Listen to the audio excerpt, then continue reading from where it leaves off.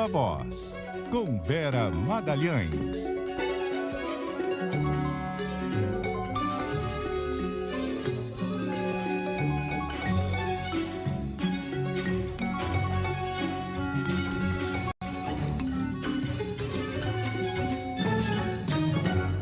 Olá, muito boa noite. São 6h02. Está no ar o Viva Voz, sua dose diária de informação, notícia, análise, bastidores, os principais fatos do Brasil e do mundo. Boa noite, Carol Moran.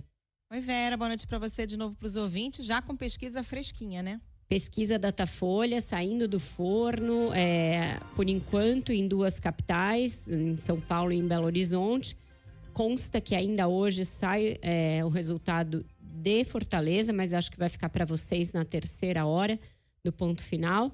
Por enquanto, a gente vai dissecando essas 2 capitais tão importantes. Já está aqui com a gente no estúdio, Guilherme Muniz. Boa noite, Muniz. O que o Datafolha nos mostra sobre São Paulo?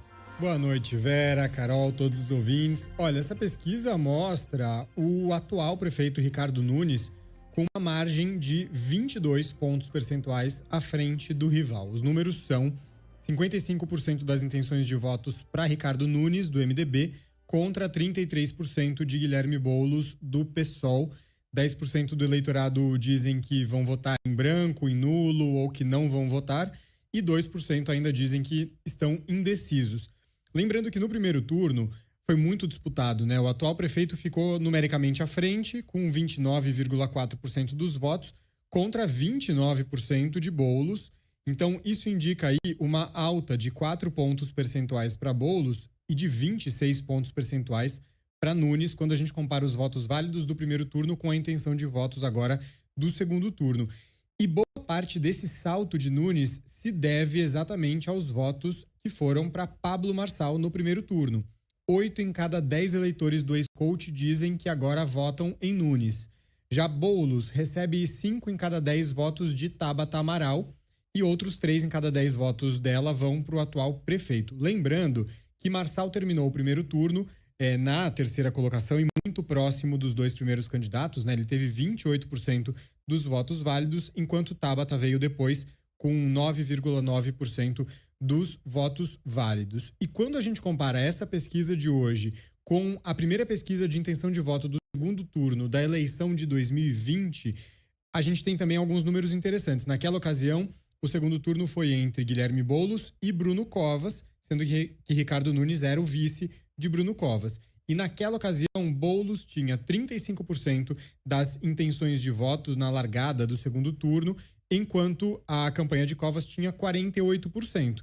Então, Boulos agora tem 2 pontos percentuais a menos do que ele tinha naquela ocasião, mas Nunes agora aparece com 55%, é uma alta aí significativa em relação aos 48% que a chapa Covas-Nunes tinha naquela ocasião. E essa primeira pesquisa do Datafolha depois da realização do primeiro turno mostra o que em relação a relação entre votação de Nunes e Boulos e a dos seus padrinhos, principais padrinhos nas últimas eleições, Muniz? Mostra que Nunes tem conseguido converter melhor os votos dos bolsonaristas, Vera, do que Boulos tem conseguido em relação aos eleitores de Lula. Nunes recebe 8 em cada 10 votos de quem escolheu Jair Bolsonaro nas urnas em 2022, na véspera ali do primeiro turno. O Marçal atraía quase 50% desse eleitorado e Nunes tinha 36%, confirmando aquela migração dos votos que eu tinha dito de Marçal para Nunes, também acontecendo isso entre os eleitores de Jair Bolsonaro. Esses números, eles não são exatamente comparáveis, porque no primeiro turno tinham outros candidatos, então a distribuição poderia ser diferente, mas dão um termômetro aí do que está acontecendo entre o eleitorado de Jair Bolsonaro. Já o índice de eleitores de Lula em 2022, que dizem agora votar em Boulos, é menor, 63%, e 31% dos eleitores de Lula ainda dizem que escolhem Nunes agora. Na véspera do primeiro turno, eram 50% que estavam com Boulos. E o Datafolha também fez alguns recortes sociais, né? Entre os grupos de acordo com renda, com escolaridade. Só para trazer aqui também um detalhe sobre isso, entre esses recortes, Nunes lidera entre todos os segmentos pesquisados e a vantagem dele é menor entre os mais ricos e os menos escolarizados. Ô Muniz, e o quanto esse voto já está cristalizado, definido? Os eleitores dizem que vão mudar ou podem mudar ou não até o segundo turno? Uma boa margem, Carol, uma maior parte aqui está dizendo que já está decidido no voto, viu? 85% dos entrevistados dizem que estão totalmente decididos a votar, enquanto 15% dizem que esse voto ainda pode mudar. Então, a considerar por isso, os candidatos têm um grupo aí pequeno para mirar nessa reta final. São porcentagens parecidas entre os eleitores dos dois candidatos. Entre os eleitores de Nunes, 85% se dizem totalmente decididos a votar e 15% ainda podem mudar. E entre o eleitorado de Boulos, 86% dizem que estão decididos a votar e 13% indicam que ainda podem mudar o voto. Tem uma pergunta que tem um pouco a ver com isso, mas que é nova e que eu achei bem interessante, que é a razão pela qual o eleitor escolhe um ou outro, né? Se é, como diria aquela música, se é por boniteza ou por precisão. O que a pesquisa mostra em relação a isso, Muniz? A pesquisa está dizendo aqui, Vera, que no geral 59% dos eleitores dizem que escolheram o voto porque não tem um candidato melhor. E 40% dizem que o candidato que eles escolheram é o candidato ideal. Portanto, um voto mais convicto só para esses 40% do eleitorado. E quando a gente olha entre os candidatos, quase 7 em cada 10 eleitores do atual prefeito dizem que votam nele porque não existe um candidato melhor. E entre os eleitores de Boulos, a proporção é diferente. Cerca de 6 em cada 10 acham que ele é o candidato ideal. Então aí é o copo meio cheio ou meio vazio, né? Esses recortes que a gente trouxe. Sim. Então não é nem boniteza nem precisão, né? É o que tem. Ô Muniz, e a rejeição? O que tem para hoje. É o que tem para hoje. Como é que tá a rejeição? O que os analistas todos, os pesquiseiros dizem é que é uma batalha de rejeição aí muito importante, né? E quando a gente olha esses números, Boulos tem ainda uma dificuldade maior porque ele tem 58% de rejeição nesse começo de segundo turno, enquanto Nunes tem 37%. 37% do eleitorado de São Paulo dizem que jamais votariam no Nunes, enquanto 58% dizem que jamais votariam no Boulos. Lembrando que essa é uma pesquisa que foi contratada tanto pela TV Globo quanto pelo jornal Folha de São Paulo. Ouviu 1.204 eleitores aqui na capital paulista entre terça e quarta-feira.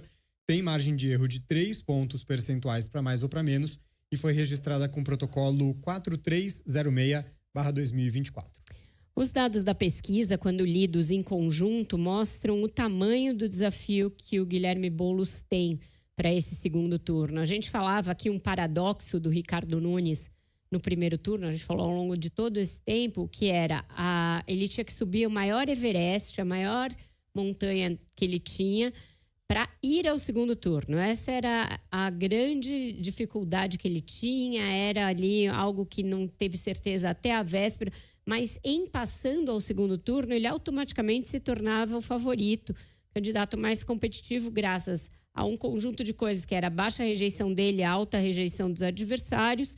E agora fica muito materializado nessa pesquisa essa coisa de um efeito tiririca ao contrário ali, que é que as pessoas acharem que pior do que está pode ficar.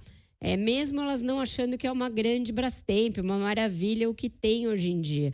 E isso mostra que a embocadura da campanha de segundo turno do Guilherme Boulos pode estar muito errada, porque ele está dizendo assim, olha, quem vota no Ricardo Nunes é quem acha que a cidade está ótima. Quem não vota tem que votar, quem não acha que está boa tem que votar em outra pessoa. Porque ele está aí excluindo o fato de que esses outros que não votaram no Nunes no primeiro turno podem achar que a cidade pode piorar. Então, o que ele tem que dizer é que ele vai melhorar a cidade e não partir do princípio que as pessoas estão dispostas a uma mudança a qualquer preço, porque a pesquisa Datafolha não permite essa leitura, tanto pela rejeição dele, que é muito alta e muito maior que a do prefeito, quanto por essa pergunta muito direta, na qual 68% olham para o Ricardo Nunes e acham que não tem uma opção melhor.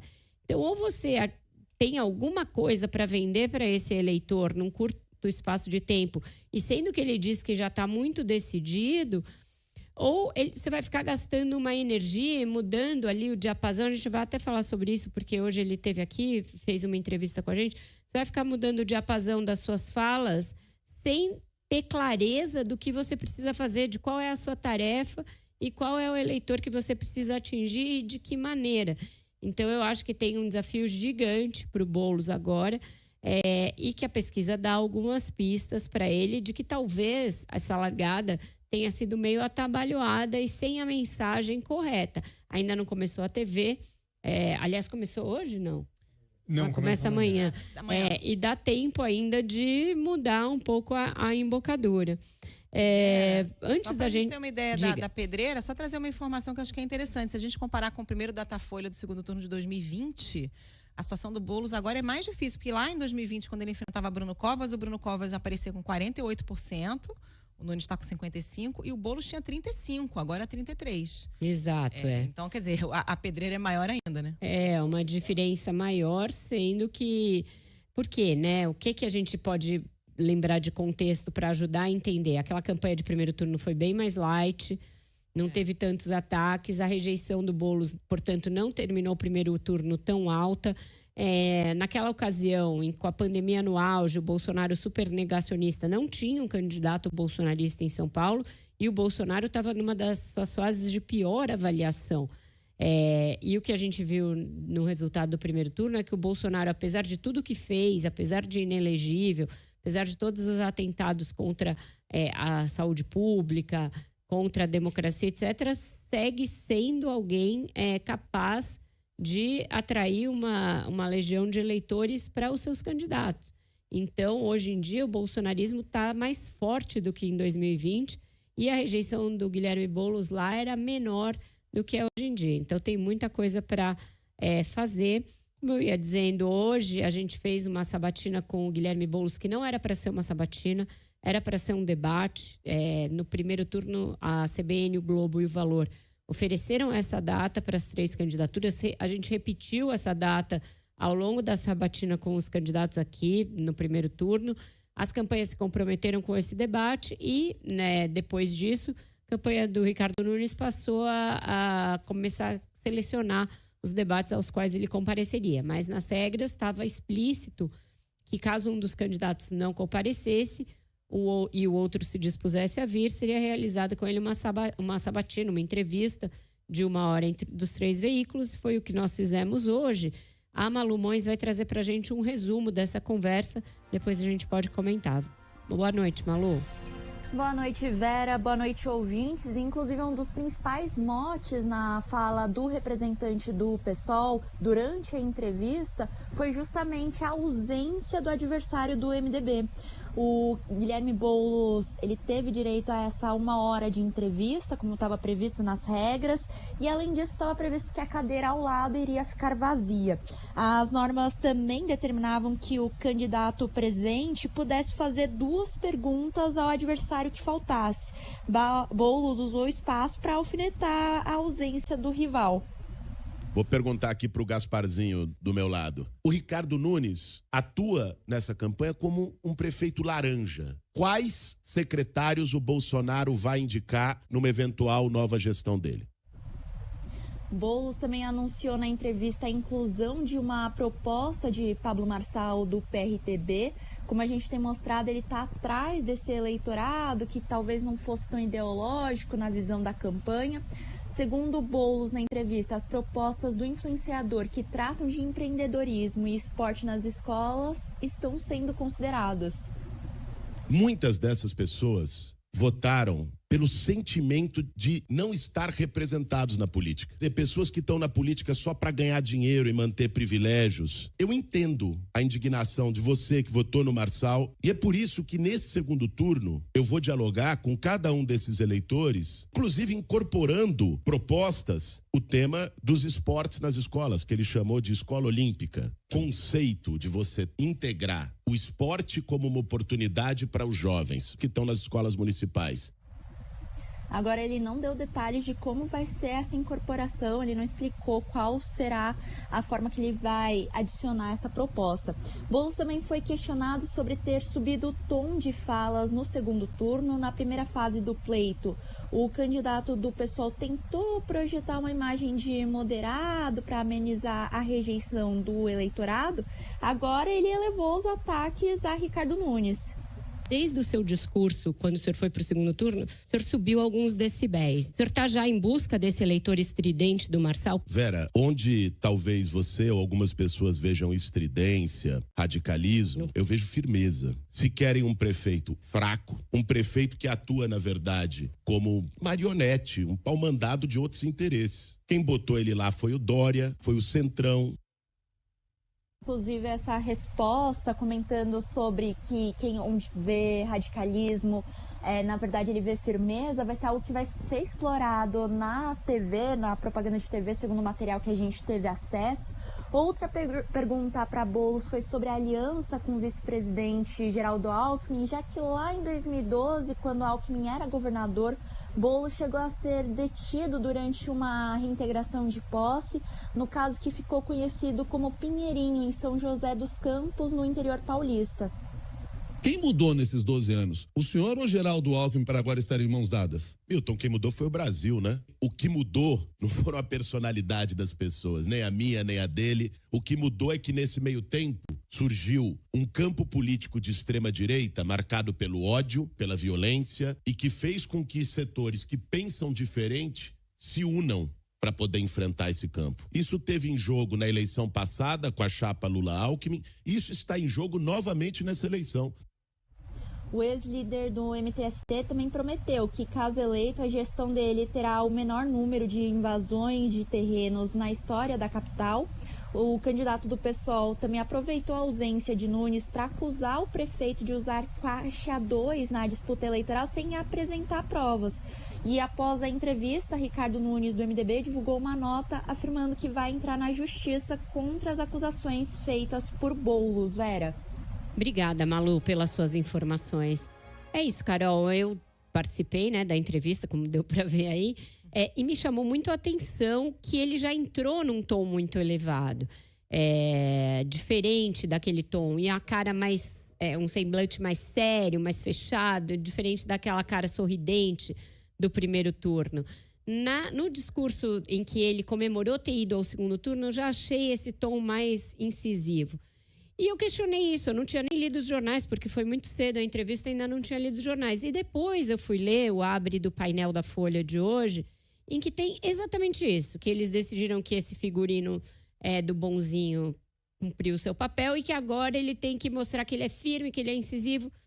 O risco enorme que existe nisso, de você começar a mudar o tom entre uma semana e outra, não se passaram nem 10 dias, é que o eleitor percebe. Assim como eu percebi, falei, ué, o que é isso? O que está acontecendo? Está com os 2 decibéis a mais e foi uma percepção da hora ali, não foi nem algo que eu tivesse lido.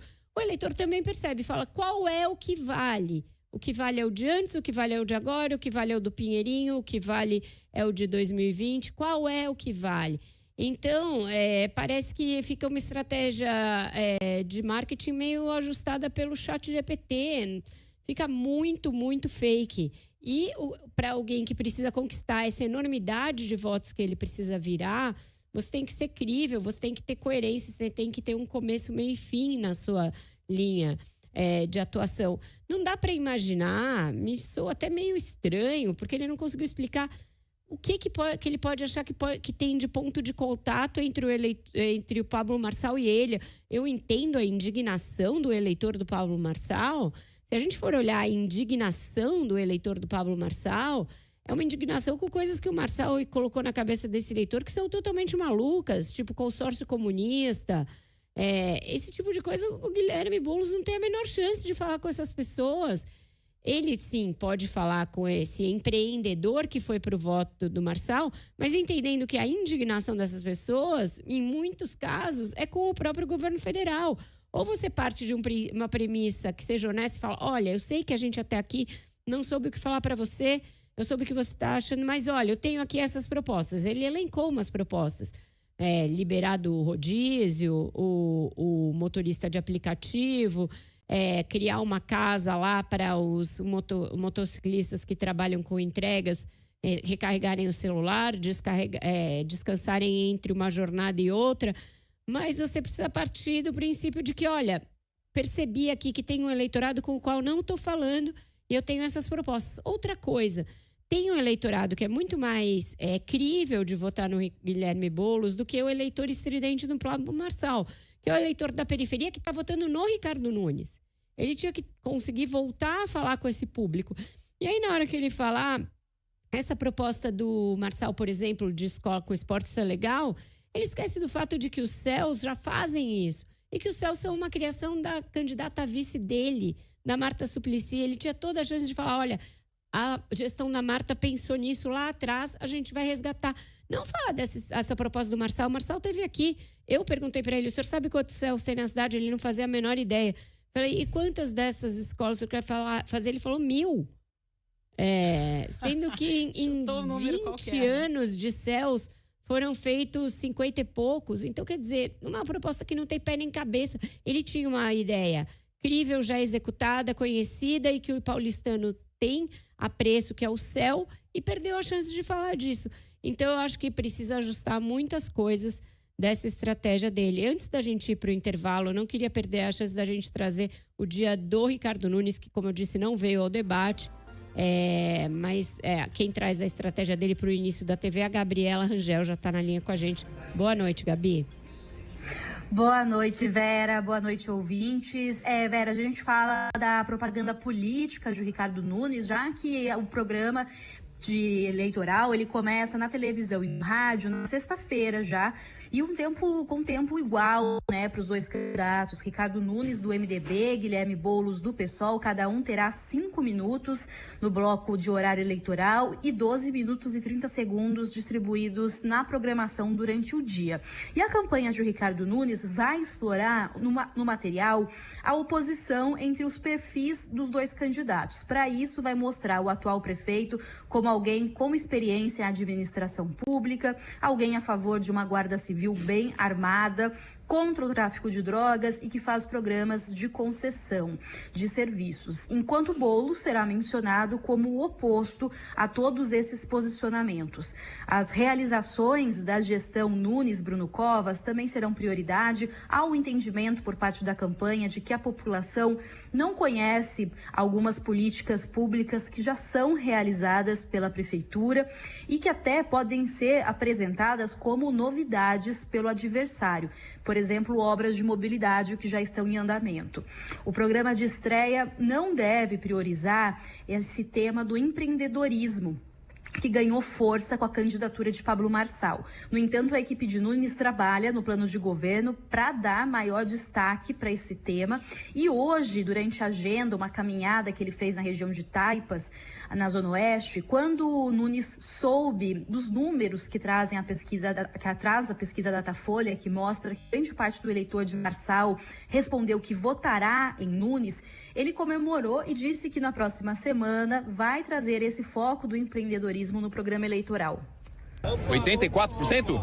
Eu nem tinha lido. Boa notícia, super bacana da gente poder ver que o eleitor do Pablo Marçal no primeiro turno está vindo votar na gente, até porque tem uma questão que ele tem colocado, que é os cursos de empreendedorismo, a gente está fazendo, eu até fiz aqui um reconhecimento de que foi um tema que ele trouxe para a campanha e que eu reconheço que precisa falar mais, precisa trazer mais essas questões, inclusive é para o meu horário eleitoral da terça-feira, um programa que eu falo justamente disso.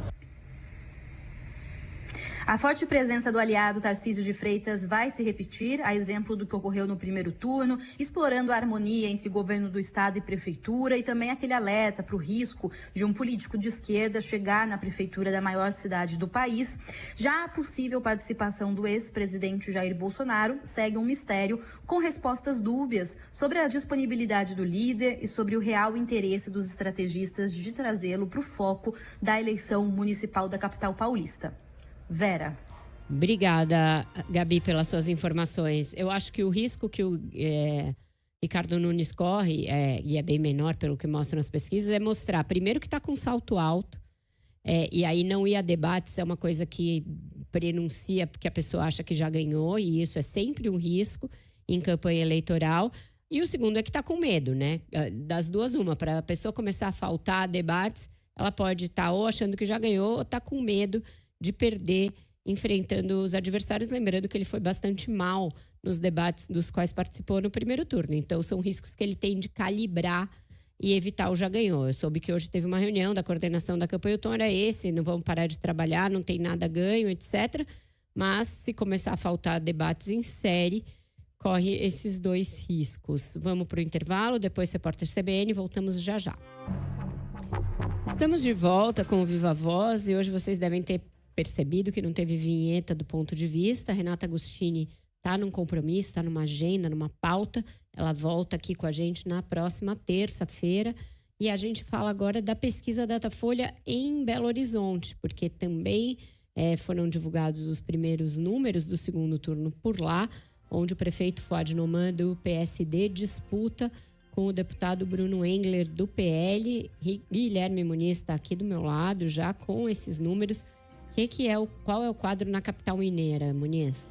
Vera, é um quadro em que o atual prefeito Fouad Noman ganhou um certo fôlego aí nesse início de segundo turno. Ele aparece com 48% das intenções de voto, ele que é do PSD, e Bruno Engler, do PL, tem 41%.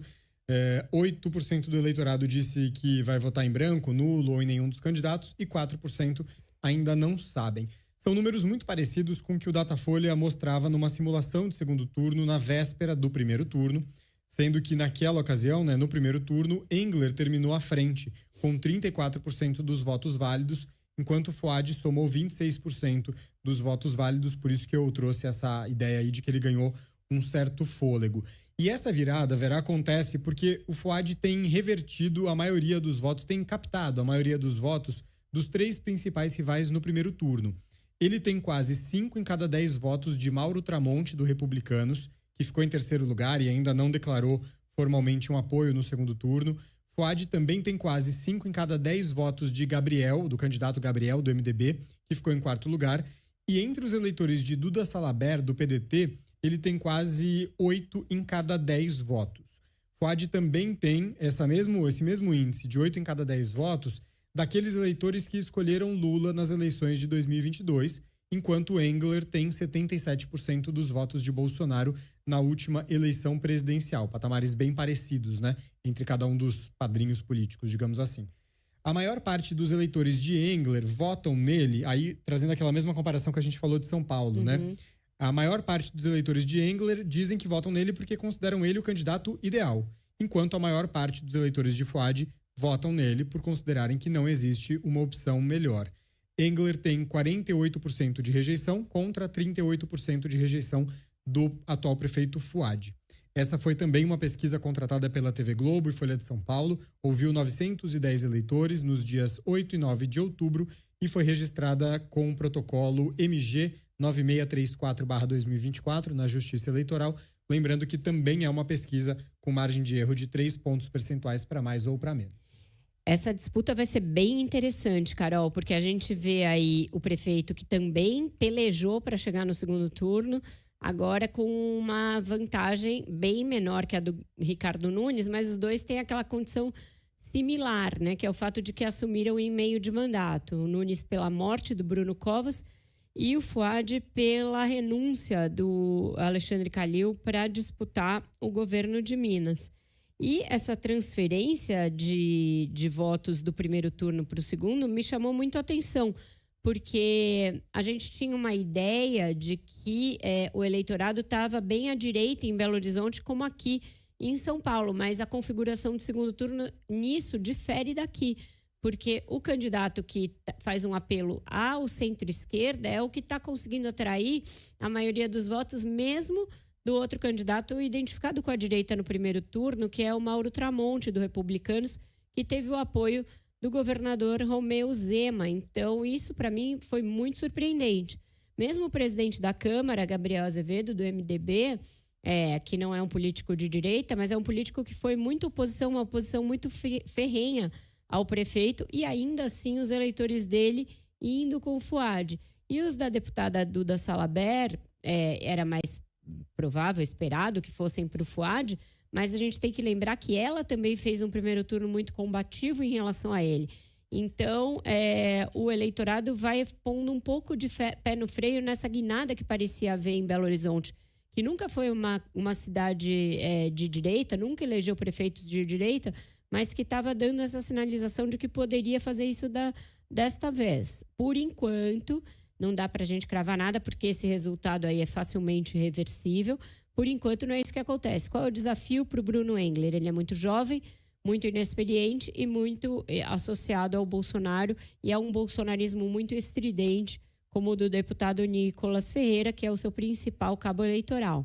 Qual é o problema do Fouad? Ele é a idade que tem sido usada contra ele, o fato de que ele faz um tratamento de câncer que também tem sido usado e vai ser usado mais fortemente nesse segundo turno, e o fato de que o prefeito que deixou a prefeitura ficou contra ele. A gente não sabe como o Calil vai ficar nesse segundo turno, porque ele se deu mal, não conseguiu levar o seu candidato ao segundo turno, e ficou muito mal visto esse movimento dele de passar a malhar uma prefeitura que era dele até outro dia. Mas esse também é um desafio que o Fouad Noman tem de enfrentar. É tudo muito móvel ainda, né, Vera? Até porque os apoios ainda não estão muito claros, né? A Duda Salabert, sim, mas os outros não se manifestaram oficialmente ainda, né? Exatamente, justamente por essa dificuldade que eles têm de terem feito um primeiro turno muito contra a atual prefeitura.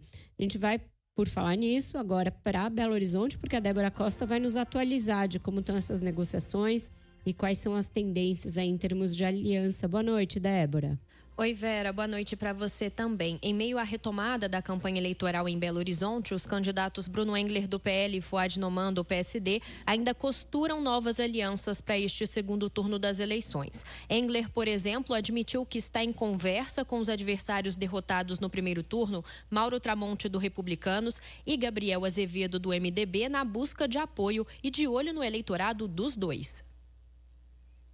A gente tem uma conversa que é muito natural, tanto com o Gabriel como com o Mauro, que são duas pessoas que, cada uma à sua maneira, também externaram um sentimento de indignação com a atual gestão. Acho que o Mauro foi muito feliz em dizer que a nossa cidade hoje não tem prefeito. E o Gabriel foi muito incisivo na questão da máfia dos transportes, que hoje manda no atual prefeito. Então, nesse sentido, a gente tem muita coisa para construir com os dois. Não tem nada fechado ainda, mas qualquer um deles, ou os dois, se quiserem estar caminhando conosco, serão muito bem-vindos. Acho que tem muito a agregar. Bruno Engler também esteve em Brasília para definir com o ex-presidente Jair Bolsonaro a visita dele a BH no próximo sábado, 19 de outubro, para fortalecer a campanha na reta final. Na ocasião, o candidato também discutiu com o presidente nacional do PL, Valdemar da Costa Neto, o envio de mais recursos para a campanha no segundo turno. Ele ainda também aguarda as respostas do Republicanos e do Novo para apoiar a chapa.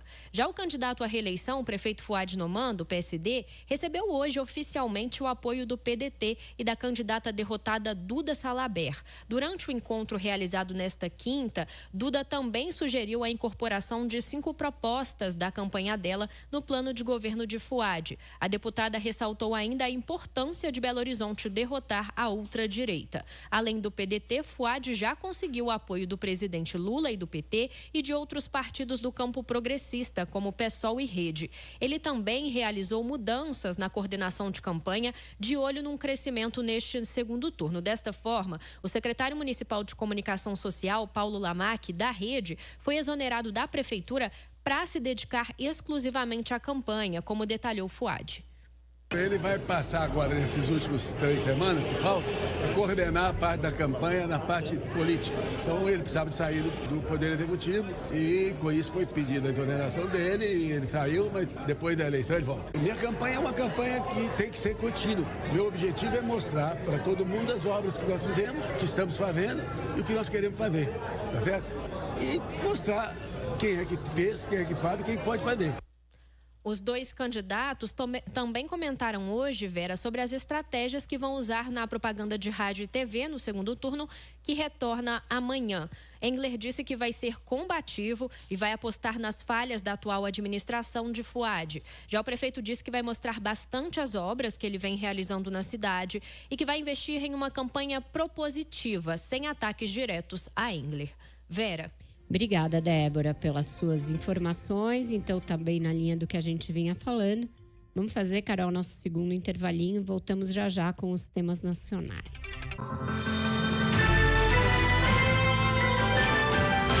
Ponto final CBN.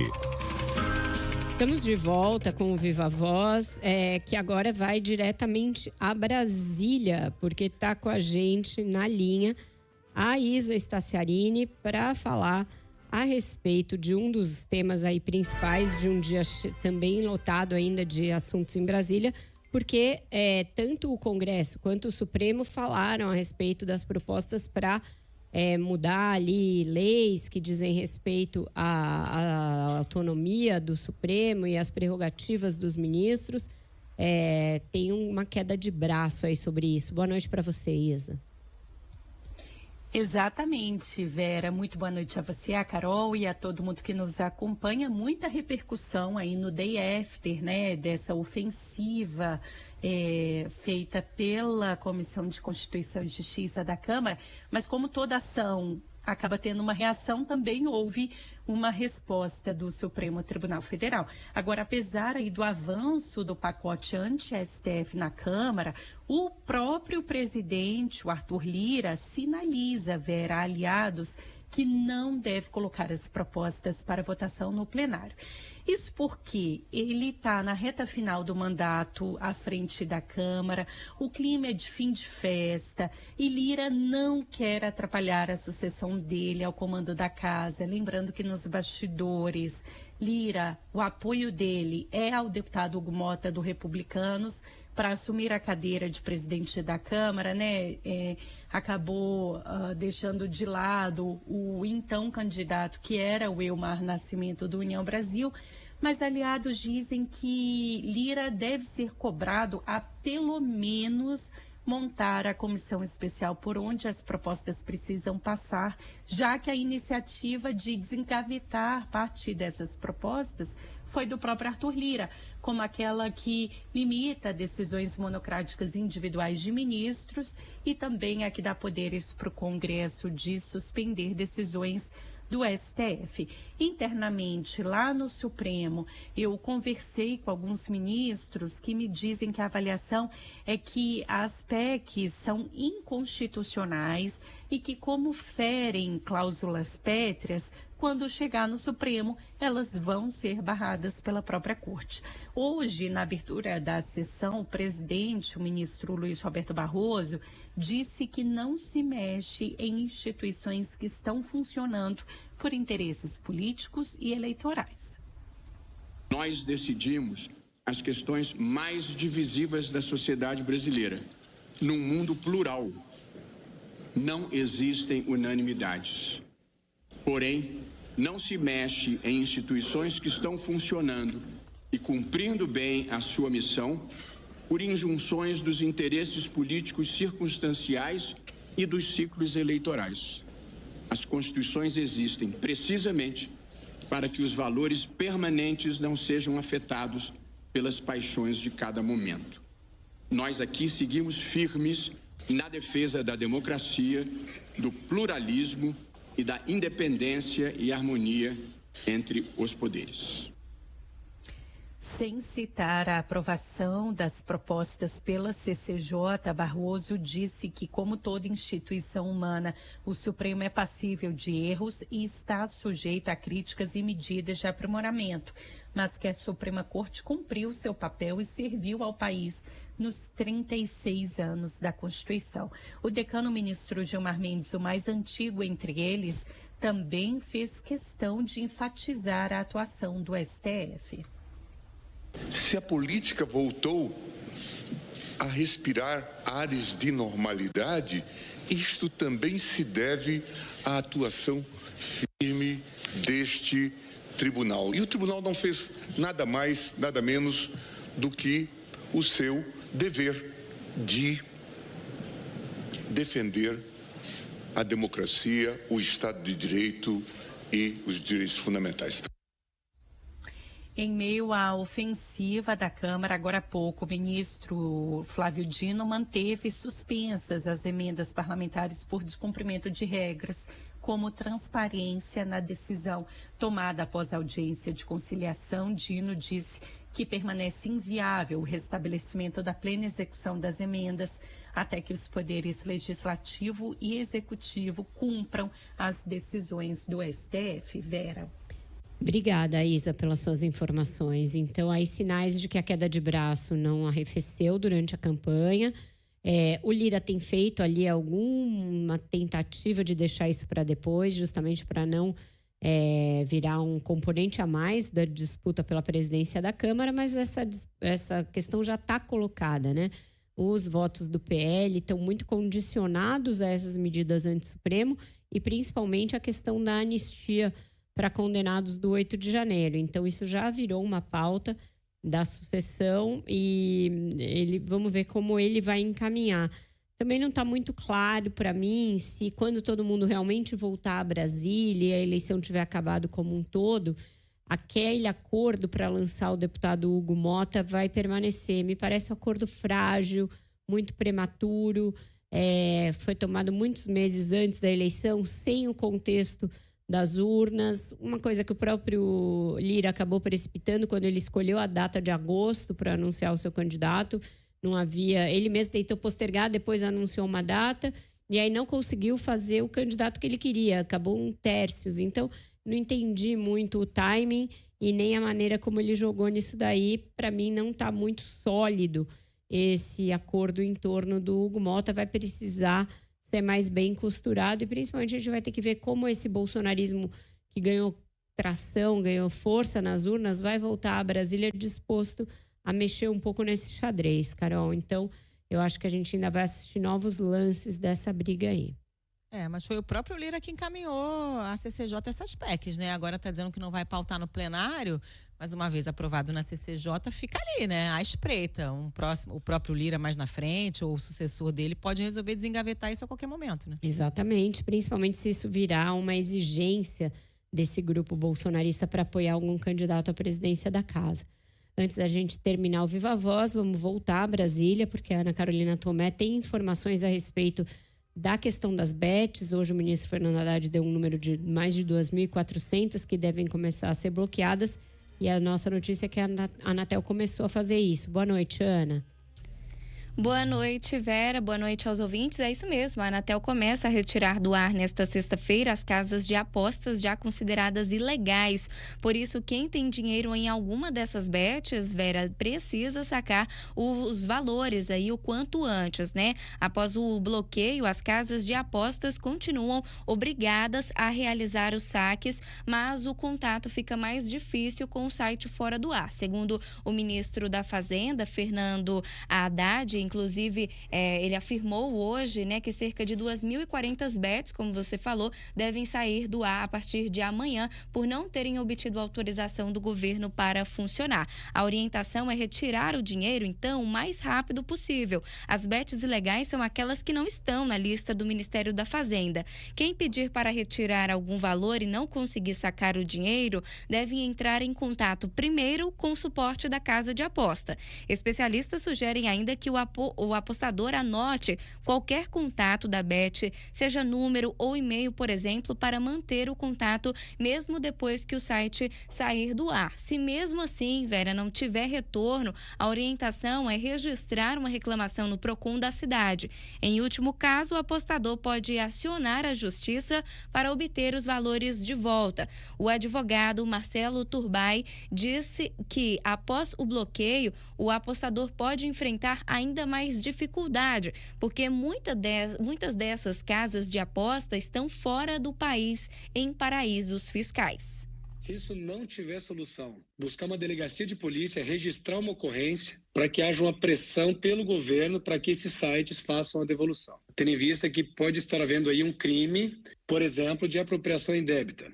Agora, assim, qual que é o grande problema que esses consumidores podem ter? Muitos dos sites são sediados no exterior, que, aliás, é uma das medidas que serão tomadas pelo Ministério da Fazenda, é obrigar que, a partir de janeiro do ano que vem, os sites de apostas tenham representação obrigatória no Brasil, justamente para propiciar a fiscalização em situações como essa, de devolução de dinheiro, de saque de valores.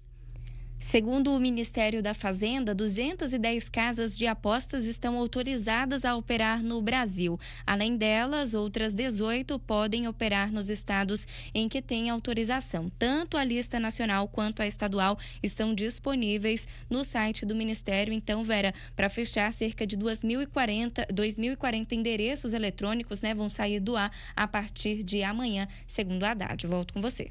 E eu falei 2.400, é 2.040, o zero está em lugar errado aí. Obrigada, Ana, pelas suas informações.